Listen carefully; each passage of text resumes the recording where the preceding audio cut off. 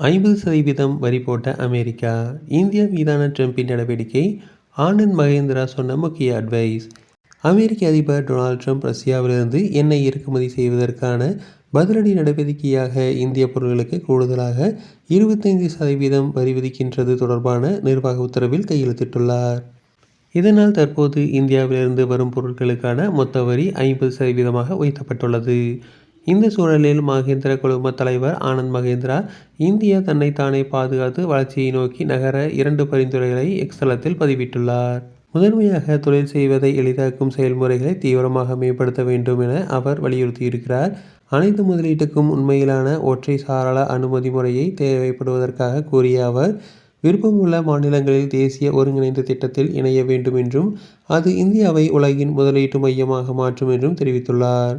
அதே நேரத்தில் அந்நிய செலாவணி வருமானமாக சுற்றுலாவை செயல்படுத்துவது முக்கியமாகும். சுற்றுலாத்துறையின் முழுமையான திறனை வெளிக்கொணர அரசு திட்டமிட வேண்டும் என்றும் ஆனந்த் மகேந்திரா பரிந்துரைத்துள்ளார்.